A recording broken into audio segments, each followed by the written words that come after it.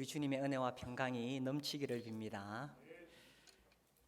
우리 교회는 교회 처음 오신 분들을 위해서 천국에서 만납시다 하는 교제를 가지고 예수님을 믿는 것이 어떤 것인지에 대해서 전하고 있습니다.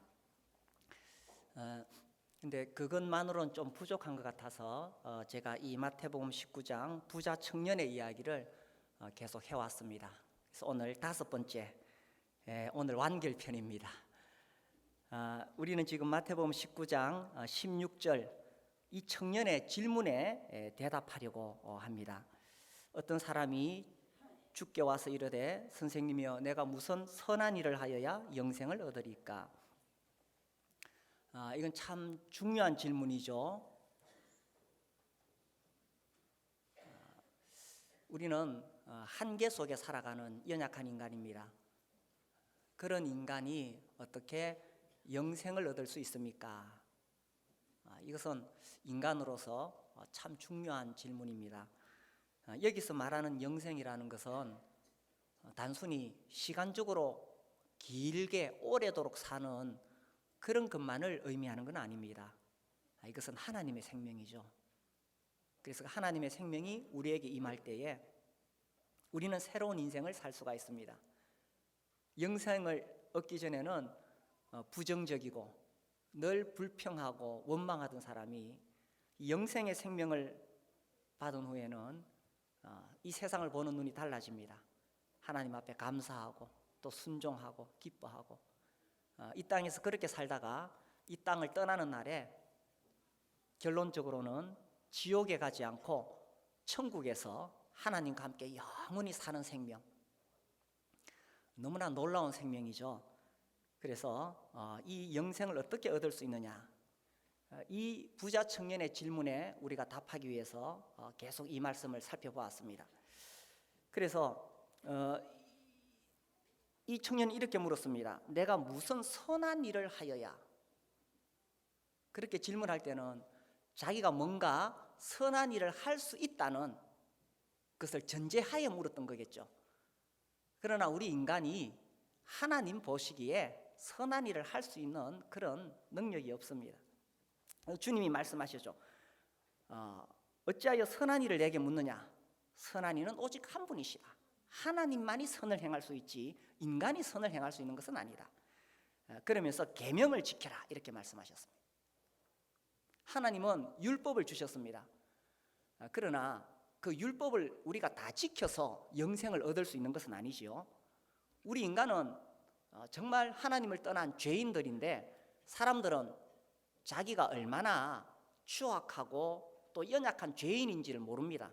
그래서 하나님께서 네 모습을 한번 봐라 하면서 거울로서 율법을 주신 것입니다. 근데 이제 이 청년은 어리석게도 말하기를 내가 이 율법을 다 지켰습니다 이렇게 말했습니다. 이게 참 한계 속에 있는 인간의 질문이죠. 그래서 예수님이 네가 온전하고자 한다면 네 소유를 다 팔아서 가난한 사람들에게 주라 이렇게 말했습니다. 이것은 이 부자가 자기 소유를 다 팔면은 영생을 얻는다 그런 의미는 아닙니다. 주님은 지금 그에게 그 속에 있는 탐심을 지적한 것입니다. 너는 율법을 계명을 다 지켰다고 말하지만 네 안에 여전히 탐심이 있잖아. 그런 상태로는 구원을 받을 수가 없다. 이걸 지적하신 것이죠. 그리고 주님 말씀하시기를 나를 따르라 이렇게 하셨습니다. 그리고 와서 나를 따르라. 자, 여기서 이제 오늘 우리가 생각해 보려고 하는 것은 나를 따르라고 하신 이 나, 이분이 누구신가라는 것입니다. 이것을 우리가 좀 더 정확하게 알기 위해서 마가복음 10장 17절을 살펴보면 좋습니다. 마가복음 10장 17절에서 이 청년이 와서 뭐라고 물었느냐? 예수께서 길에 나가실새 한 사람이 달려와서 꿇어앉아 묻자오되 예수님 보고 누구라고 불렀습니까? 선한 선생님이여 내가 무엇을 하여야 영생을 얻으리까? 예수께서 이르시되 네가 어찌하여 나를 선하다 일컫느냐? 하나님 한 분 외에는 선한 이가 없느니라. 사실 여기에 놀라운 비밀이 담겨 있다는 거죠. 예수님 보고 선한 선생님하고 불렀을 때 예수님이 그것을 거부했습니다. 그렇다면 예수님은 선한 선생님이 아니라는 뜻입니까? 그런 의미가 아니라 예수님은 자기의 정체가 무엇인지를 지금 이 사람에게 알려주고 싶은 거예요. 그런데 이 청년은 예수님이 누구신지를 이해하지를 못했습니다. 깨닫지를 못했습니다. 만약 그가 예수가 누구신지 알았다면 그는 기꺼이 자기의 재물을 다 팔고 예수님을 따라갔을 것입니다. 오늘 제가 이 성경에 정말 놀라운 진리를 전하고자 하는데, 이것은 인간적인 상식 속에 있는 사람은 절대로 이해를 못합니다. 자, 여기 청년, 이 부자 청년, 이런 상식에 갇혀 있는 사람은 하나님의 진리를 절대로 이해할 수 없습니다. 이 사람은 자기가 뭔가 선행을 하고 자기가 뭔가 공로를 쌓아서 영생을 얻을 수 있다고 말했습니다. 그렇게 생각했습니다. 근데 예수님은 아예 그런 생각은 접어두고 지금 여기서 이야기하는 것은 뭐냐? 예수님이 누구냐라는 것입니다. 네가 어찌하여 나를 선한 선생님이라고 부르느냐? 선한 분은 오직 하나님 한 분밖에 없다. 예수님은 단순히 인간으로서 선한 선생님이 절대로 될 수가 없다는 것입니다. C.S. 루이스 이야기를 할까요? 누구신지 아시는가요? 옥스퍼드 대학의 아주 유명한 교수님이시죠. 그 사람 몰라도 나니아 연대기는 아시죠? 그것도 모르시는가? 반지의 제왕은 아시죠? 반지의 제왕의 작가가 톨킨인데, 이 톨킨이 이제 그 옥스퍼드 대 교수님이죠. 이분이 예수님을 전해서 믿게 된 사람이 C.S. 루이스입니다. C.S. 루이스와 이 톨킨이 만든 작품, 톨킨은 반지의 제왕, C.S. 루이스는 나니아 연대기, 이렇게 만들었죠. 그래서 C.S. 루이스가 예수님 믿고 이런 이야기를 했습니다. 예수님을 위대한 선생이라고 말하지 마라. 이 부자 청년하고 똑같은 이야기입니다. 자, 예수님 이렇게 말씀하셨습니다. 내가 죄를 용서해 주겠다. 위대한 선생이 죄를 용서해 줄 수 있습니까? 이 죄라는 것은 하나님의 법을 깨뜨린 것입니다. 하나님의 법을 깨뜨린 사람을 용서할 수 있는 분은 누굽니까? 하나님밖에 없습니다. 예수님은 자기를 하나님이라고 이야기하는 거예요. 또 예수님 뭐라고 하시냐면, 나는 너희들이 있기 전부터, 영원 전부터 존재해 왔다. 자, 사람이, 위대한 선생이 그런 말을 할 수 있습니까? 또 예수님 이렇게 말씀하셨습니다. 언젠가 마지막 날에 내가 다시 와서 세상을 심판하겠다. 위대한 선생이 그렇게 말할 수 없는 거예요.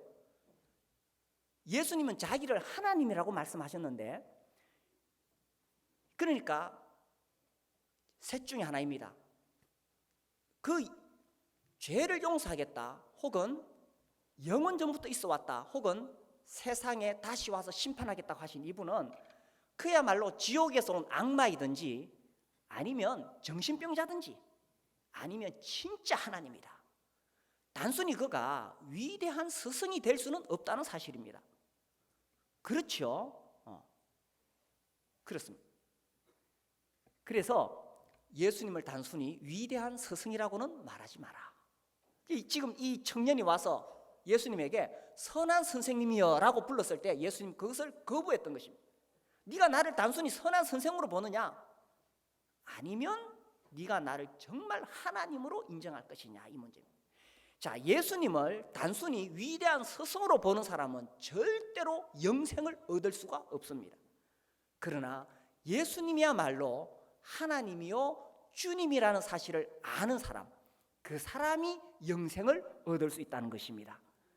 그래서 영생은 뭐냐? 요한복음 17장 3절에 보면 영생은 유일하신 하나님, 유일하신 참 하나님과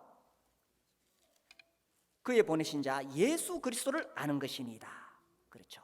영생은 곧 유일하신 참 하나님과, 자, 그러니까 영생은 무슨 선한 일을 해서 얻을 수 있는 것이 아니라 유일하신 참 하나님과 그가 보내신 자 예수 그리스도를 알게 될 때에 비로소 영생을 얻을 수 있다는 것입니다. 여기서 안다는 것은 단순히 그냥 지식적으로 안다는 의미가 아닙니다. 저는 박근혜 대통령을 압니다. 그죠? 압니다. 근데 박근혜 대통령은 저를 모릅니다. 그런데 저는 아내를 압니다. 또 제 아내도 저를 압니다. 그래서 성경에서 안다는 의미는 부부가 깊이 서로 아는 것처럼 이렇게 아는 것을 이야기합니다. 그래서 영생은 이 부자 청년처럼 무슨 선한 일을 해서 얻을 수 있는 것이 아니라 참 하나님을 아는 것과 그에 보내신 예수 그리스도를 알게 될 때에 영생을 얻을 수 있다는 것입니다. 이것이요, 이 부자 청년처럼 일반적인 상식선에 있는 사람은 절대로 이해할 수 없는 비밀이라는 것입니다. 이 예수님에 나타난 우리가 두 가지 신비를 생각해 볼 수 있습니다. 자, 첫 번째는 2000년 전에 이 땅에 계셨던 나사렛 목수, 그분이 단순히 사람이 아니라 하나님이셨다라는 것입니다. 예수님에 대해서 이야기를 하니까 어떤 분은 그 예수라는 분이 기독교에 나오는 어떤 신화적인 인물로 생각하더라고요. 제가 그 전에 직장 생활을 할 때 제 앞에 앉은 선생님에게 계속 복음을 전하고 있었어요. 근데 뭔가 계속 이분이 이해를 못해요. 나중에 그분이 이야기를 하더라고요. 자기는 예수님이 기독교의 한 신화라고 믿는다는 거예요. 그래서 제가 이야기했어요. 선생님, 집에 가시면은 아이들이 보는 세계 위인 전기 전집이 있지요. 거기 가서 보세요. 예수라는 위인이 나옵니다. 이분이 깜짝 놀래요. 그래요? 예수가 역사적 인물이에요? 이래 묻더라고요. 예수라는 분은 2000년 전에 실제로 이 땅에 살아갔던 한 사람입니다. 그런데 비밀은 뭐냐? 그가 바로 하나님이셨고 하나님의 아들이셨다는 사실입니다. 이것이 비밀이죠. 자, 그 다음에 우리가 예수에 나타난 두 번째 신비가 있는데 그건 뭐냐 하면 반대로 그가 정말 하나님이라면 하나님이 어떻게 인간의 몸을 입고 이 세상에 오실 수 있느냐라는 것입니다. 이게 참 놀라운 신비죠. 영원하신 하나님이 어떻게 시간 속에 오실 수 있느냐, 그리고 온 우주 만물을 만드신 창조주께서 어떻게 인간의 몸을 입고 이 땅에 오실 수가 있느냐, 그리고 절대 전능하신 그 하나님이 어떻게 인간이라는 한계 속에 갇힐 수가 있느냐, 거룩하신 하나님이 이 추악한 세상에 오실 수가 있느냐라는 것입니다. 어떻게 그분이 이 땅에 오셨느냐? 그것은 바로 하나님을 떠나서 죄악 가운데 살아가던 우리 인간을 구원하기 위해서, 우리에게 영원한 생명을 주시기 위해서 사람으로 오셨다라는 것입니다. 그래서요, 영생이라는 것은 어떤 이 부자 청년처럼 어떤 선한 일을 해서 얻을 수 있는 것이 아니라 예수가 누구냐, 그분을 알게 될 때에 그때 영생을 얻을 수가 있다라는 사실입니다. 자, 우리가 여기서 두 번째로 또 생각해 볼 수 있는 것은 영생은 예수를 알 뿐만 아니라 이 예수를 알고 이 예수를 믿어서 힘입을 때에 영생을 얻을 수 있다라는 것입니다. 요한복음 20장 말씀을 보겠습니다. 요한복음 20장 30절.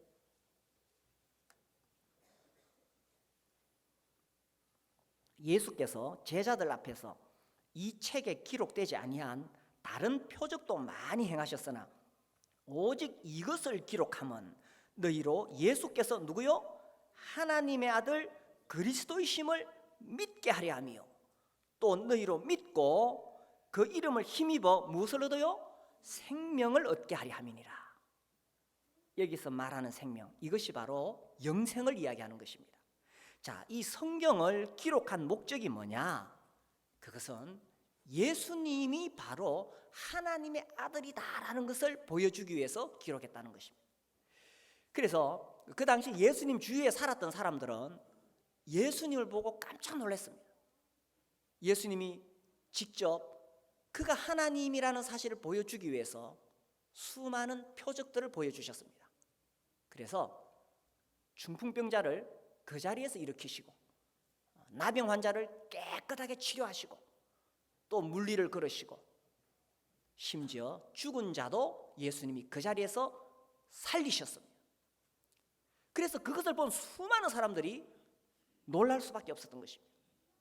그리고 예수님은 마지막에 십자가에 못 박혀 죽으실 때에 자기를 향해서 손가락질하고 저주하고 십자가에 못 박는 그 사람들을 마지막에 저주하지 않으시고 용서해 주셨습니다.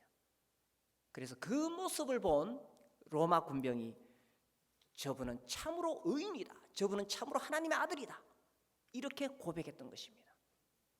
그래서 이 성경을 통해서 예수님이 바로 하나님이라는 사실을 보여주고 있는 것입니다. 자, 그리고 뿐만 아니라 어느 날 어떤 사람이 나타나서 내가 하나님의 아들이다 이렇게 말하면은 믿을 수가 없잖아요. 그래서 하나님은 자기 아들을 보내기 전에 구약을 통해서 수없이 예언을 해오셨습니다. 내가 이 땅에 너희들을 구원할 구원자를 보내주는데 그 구원자는 언제 태어날 것이다, 어디에 태어날 것이다, 어떻게 살다가 어떻게 죽을 것인가. 어떤 분은 그것을 세하려 보니까 109가지랍니다. 그래서 그렇게 상세하게 예언을 해오셨는데 예수님은 그 예언한 그대로 살다가 죽으시고 부활하셨는 거예요. 그래서 우리는 이 성경을 통해서 이 예수님이 바로 하나님이 보내신 구원자다, 예수님이 바로 하나님의 아들이시다 라는 사실을 알 수가 있다는 것입니다.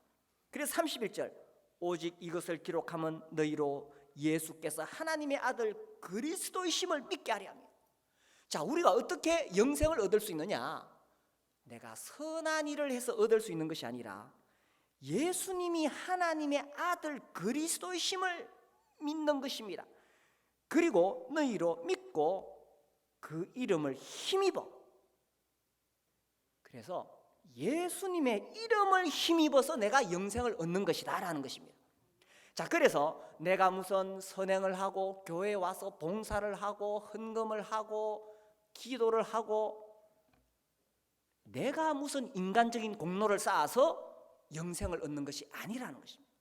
여기서 중요한 것은 예수를 힘입어. 영생은 자기의 노력이나 공로가 아니라 예수를 믿고 힘입어서. 그러니까 내가 부족해도 내가 죄가 많아도 예수를 힘입어서 내 자격이 아니라 누구의 자격으로요? 예수님의 자격으로 이 힘입어. 저희들이 청년 시절에 우리 청년들이 이렇게 복음 집회를 했었어요. 그래서 그때 이 계명대학교에서 복음 집회를 막 크게 했었는데 이제 다 마치고 나서 이제 다 끝내고 이제 우리끼리 모여가지고 이제 다 정리하고 앞산에 놀러 갔어요.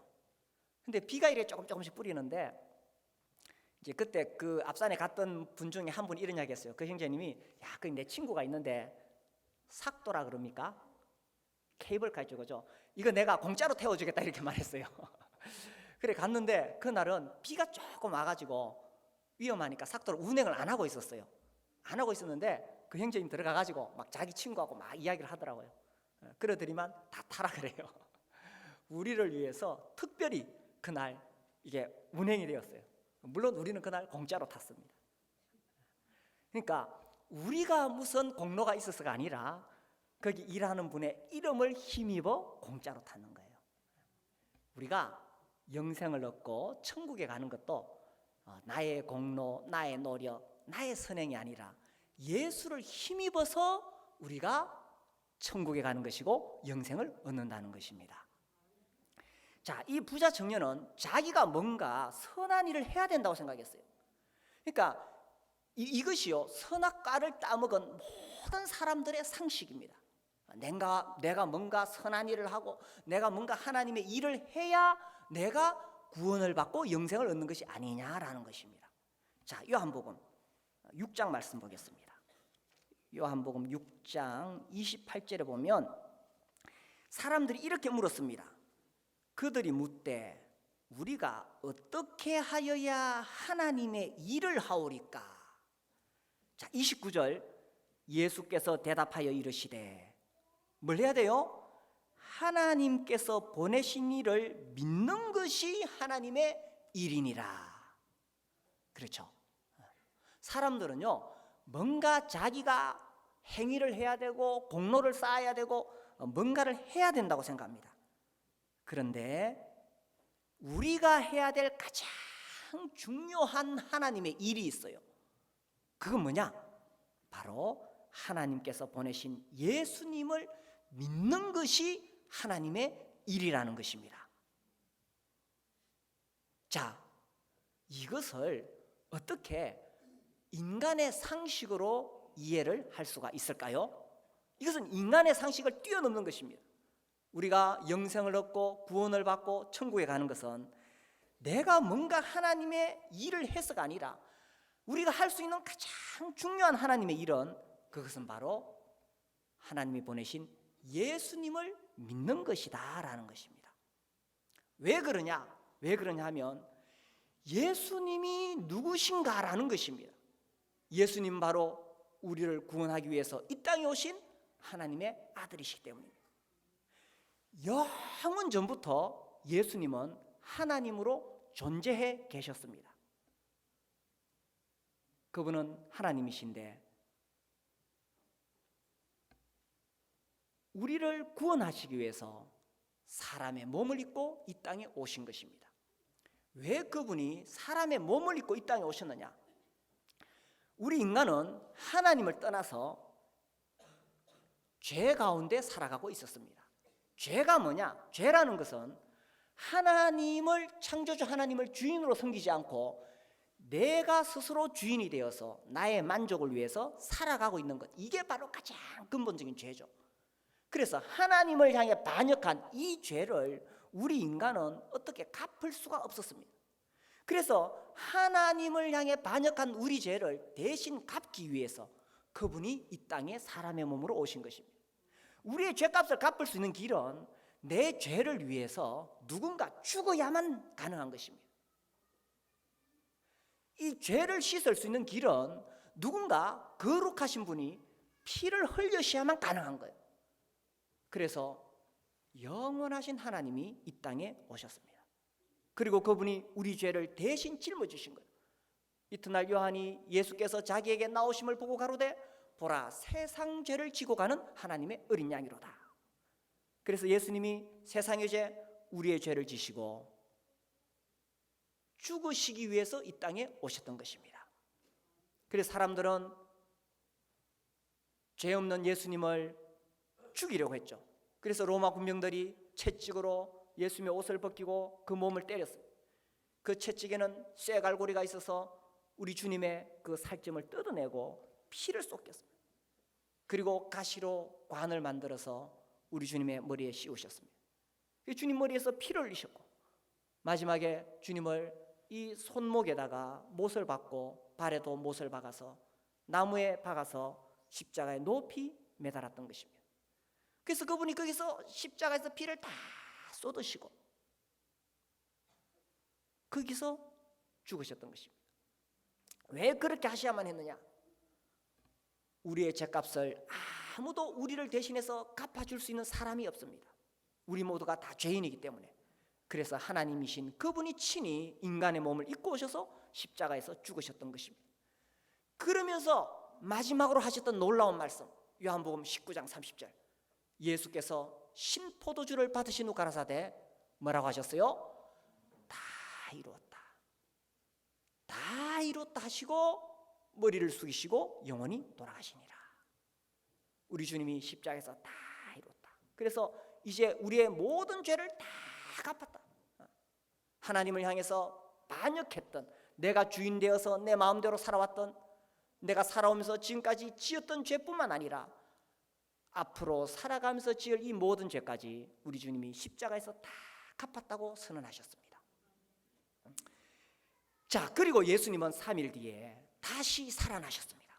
왜냐하면 그분은 영원하신 하나님이시기 때문에. 살아나셔서 제자들에게 40일간 자기가 살아나셨음을 계속 보여주셨습니다. 그리고 이제 주님은 하나님 보좌 우편으로 다시 올라가셨고 이제 거기 계시다가 때가 되면 우리를 데리러 다시 오시겠다고 말씀해 주셨습니다. 자, 이 예수님을 믿고 이 예수님을 힘입어서 우리가 죄를 용서받고 우리가 이 예수님을 힘입어서 영생을 얻고 이 예수님을 힘입어서 천국에 들어가게 되는 것입니다. 내가 무슨 선한 행위를 하고 내가 무슨 공로를 쌓고 내가 교회 와서 무슨 세례를 받고 직분을 받고 이런 것이 아닙니다. 하나님이 우리를 우리의 행위가 아니라 하나님의 은혜로 선물로 구원하시기 때문입니다. 그래서 이제 우리는 예수님이 다 이루셨기 때문에 우린 죄 때문에 지옥 갈 인생이었는데 이제는 어디로 가게 됩니까? 우리는 천국에 갈 수 있다고 확신할 수 있는 것입니다. 우리는 죄 때문에 죄인이었는데 하나님이 최종적으로 우리를 예수의 피로 우리 죄를 씻으시고 값없이 의롭다고 선언해 주셨습니다. 로마서 3장 24절 하나님의 은혜로 값없이 의롭다 하심을 얻은 자 되었느니라. 이제 하나님 앞에 우리가 의롭다 하심을 얻었습니다. 우리가 이전에는 마귀의 자식으로 그렇게 살아왔지만 예수님 영접할 때 영접하는 자 곧 그 이름을 믿는 자들에게는 누가 됩니까? 하나님의 자녀가 되는 권세를 주셨으니 그래서 나의 행위가 아니라 예수님을 통해서 이제 구원을 받고 영생을 얻게 된 것입니다. 예수님이 다 이루었다. 더 이상 보탤 것이 없습니다. 오늘날 사람들이 이 놀라운 하나님의 진리에다가 자꾸 뭔가를 보태려고 그래요. 그래도 내가 교회를 열심히 다니고 그래도 내가 착한 일을 많이 하고 자꾸 보태려고 하는데 하나도 보탤 거 없습니다. 예수님이 다 이루셨습니다. 다 갚았다. 테텔레스타이 다 이루었다. 내가 뭔가 보탤 거 없습니다. 어떤 청년이 전도자에게 와서 물었습니다. 내가 어떻게 하면 구원을 받을 수 있습니까? 내가 무슨 일을 해야 됩니까? 내가 무슨 일을 해야 됩니까? 그때 그 전도자가 말했습니다. 당신이 구원받기 위해서 뭔가를 하려고 했다면 이미 늦었습니다. 이 청년이 깜짝 놀랐습니다. 그럼 내가 구원을 받기 위해서 아무것도 할 수 없고 나는 이미 늦었단 말입니까? 나는 지옥에 간단 말입니까? 그때 그 전도자가 말했습니다. 당신이 구원받기 위해서 뭔가를 하려고 하면 이미 늦었습니다. 왜냐하면 예수님이 다 하셨기 때문이다. 예수님이 다 이루셨기 때문에 예수님이 다 하셨기 때문에 당신이 뭔가 보탤 것이 없습니다. 당신이 뭔가 하려고 했다면 이미 늦었어. 예수님이 다 하신 것입니다. 그래서 예수님이 다 이루었다고 하셨기 때문에 우리는 이 예수님을 힘입어 이 예수를 믿고 힘입어 내가 비록 부족할지라도 내가 비록 성경 잘 모를지라도 내가 비록 아직 더러운 성질이 남아있을지라도 예수를 믿고 힘입어 영생을 얻었다고 확신할 수 있는 것입니다.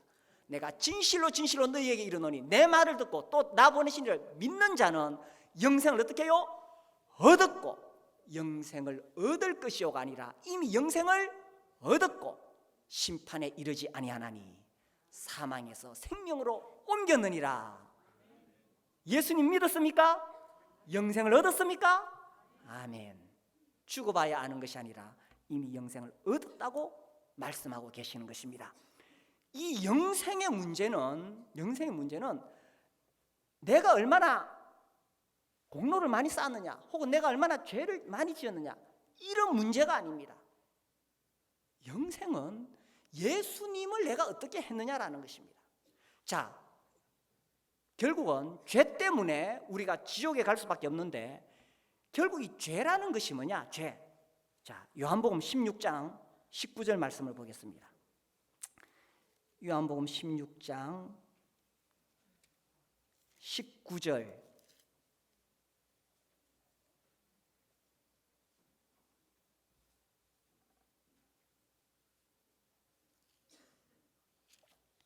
아, 19절이 아니고요. 9절입니다. 9절. 자, 9절을 제가 읽겠습니다. 죄에 대하여라 함은 그들이 나를 믿지 아니함이요. 자, 성령님이 오시면 죄가 무엇인지를 밝혀 주시는데 죄라는 것은 도둑질하고 싸움질하고 거짓말하고 물론 그것도 죄가 됩니다. 그런데 최종적으로 인간이 심판받아 지옥 가는 죄는 뭡니까? 그들이 누구를 예수님을 믿지 아니하며. 자, 이것입니다. 이것이에요. 뭐가 죄가 되느냐? 영생은 예수님을 아는 것이 영생인데, 죄는 뭐냐? 예수님을 믿지 않는 것이 죄라는 것입니다. 그래서 최종적으로 하나님께서 사람들을 심판하실 때 제목이 뭐냐? 그것은 이미 우리를 위해 우리 죄를 다 갚아주시고 부활하신 예수님을 믿지 않는 것, 그것이 죄라는 것입니다. 인간의 문제는 내가 얼마나 악하게 살아왔느냐, 이게 아니에요. 인간의 문제는 하나님이 우리를 구원하기 위해서 보내주신 예수 그리스도를 내가 받아들이고 영접하고 믿었느냐, 아니면 그 예수님을 거부했느냐, 이 차이입니다. 이제 예수님을 영접하셨습니까? 영생이 있느냐 없느냐의 차이는 바로 이것입니다. 아들이 있는 자에게는 생명이 있고 하나님의 아들이 없는 자에게는 생명이 없느니라. 그래서 하나님의 아들 예수님을 모신 사람, 하나님의 아들 예수님을 믿는 사람에게는 영생이 있고 하나님의 아들을 거절한 사람에게는 생명이 없느니라. 자, 그래서 영생의 문제는 내가 무슨 선한 일을 하여야 하리까? 그 선한 일에 있는 것이 아니라 바로 이 예수님을 알고 예수님을 믿고 예수님을 힘입을 때에 영생을 얻을 수 있다는 것입니다. 자, 그래서 우리는 지금 계속 이 마태복음 19장 16절 이 청년의 질문에 답하고 있습니다. 어떤 사람이 주께 와서 이르되 선생님이여 내가 무슨 선한 일을 하여야 영생을 얻으리까? 자, 세 번째 우리가 생각해 볼 수 있는 것은 이 사람은 뭔가 선한 일을 해서 그 영생을 딱 잡기를 원했지만 이 영생은 예수님을 믿고 힘입어서 얻는 것이고 또한 이 영생은 예수님께서 영원히 보장해 주시겠다는 것입니다.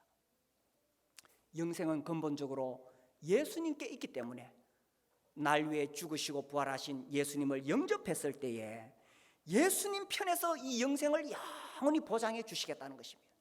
우리 요한복음 10장 28절 보겠습니다. 자, 만약에 우리가 영생을 얻었다가 혹시 잃어버리면 어떻게 될까? 내가 잘못해서 잃어버리면 어떻게 될까? 예수님께서 말씀하셨습니다. 10장 28절 우리 같이 읽어보겠습니다. 시작. 내가 그들에게 영생을 주노니 영원히 멸망하지 아니할 것이요 또 그들을 내 손에서 빼앗을 자가 없느니라. 예수님이 우리에게 영생을 주셨을 때에는 지금부터 우리는 영원히 멸망하지 않게 될 것이요 아무도 예수님의 손에서 우리를 빼앗을 수가 없다는 것입니다.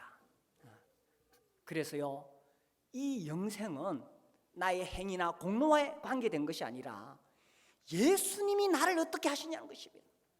그리고 예수님은 나에게 영생을 주시고 영원히 우리를 지켜주시겠다고 약속해 주신 것입니다. 그래서요, 우리가 이제 회개하고 예수님을 영접할 때 이 영생은 예수님에 의해서 영원히 보장이 되는 것입니다. 사람들은 이렇게 이야기합니다. 야, 그러면은 우리가 아무 행위 없이 예수를 믿기만 해서 영생을 얻는다면 그렇다면 뭐 자기 마음대로 앞으로 죄 지으면서 살아도 되겠네. 그 사람은요 진짜로 예수님을 모르는 사람입니다. 그 사람은 진짜로 구원을 받지 않은 사람입니다. 진짜로 예수님을 알고 진짜 구원받은 사람은 절대로 그렇게 말할 수가 없습니다. 예수님이 왜 십자가에 못 박혀 죽으셨습니까? 그것은 바로 나의 죄를 위해서 죽으셨습니다. 내 죄를 위해 예수님이 그렇게 고통당하시면서 죽으셨는데, 그런데 내가 이제는 영생을 얻었으니 내 마음대로 죄 짓고 그렇게 살아가겠습니까? 정말 예수님을 아는 사람은 그렇게 살 수가 없는 것입니다. 나를 위해 죄 때문에 예수님이 그렇게 고난받으셨는데, 그래서 이제는 내가 사는 것이 아니요 내 안에 예수님이 사신다. 이와 같은 고백과 함께 어떻게 하면 예수님을 기쁘시게 하는 삶을 살 수 있을까? 이 한 번 영생을 얻고 한 번 구원을 받은 사람은 영원히 보장이 됩니다. 정말 영생을 얻은 사람은 절대로 이제 그럼 내 마음대로 죄 지면서 살도 되겠네, 절대로 그렇게 말하지 않습니다. 오히려 이제는 예수님이 나를 위해 이렇게 죄를 위해 죽으셨는데 내가 어떻게 하면 더 성결하게, 더 거룩하게 살 수 있을까? 그렇게 말하는 것입니다. 영생을 얻으셨습니까? 그래서 영생은 유일하신 참 하나님과 그가 보내신 자 예수 그리스도를 아는 것입니다. 그 예수님을 알게 될 때에 우리는 그와 같이 살 수밖에 없는 것입니다. 그래서 참으로 영생을 얻었다면요, 이제 제가 권하고 싶은 것은 침례를 받으라는 것입니다. 침례는 뭐냐? 이제 나는 죽었습니다. 예수님이 나의 주인이십니다. 그것을 자기 몸으로 보여주는 것입니다. 어떤 교회에서는 물로 찍어서 단순히 세례만 줍니다. 그러나 우리 교회는 물속에다가 완전히 집어넣습니다. 성경학자들은 한결같이 물속에 완전히 집어넣는 침례가 성경적이라고 말하고 있습니다. 그렇죠. 죽었는데 물속에다가 완전히 잠그는 것이 맞겠죠. 그래서 침례를 통해서 예수님이 나의 주인이시라, 이제는 나는 죽고 내 안에 예수님이 사신다, 그러한 것을 내가 몸으로 보여드리는 것입니다. 두 번째로 참으로 영생을 얻었다면 이제 우리가 이 사실을 기억하고 또 주님께 영광 돌리기 위해서 뭘 해야 되느냐?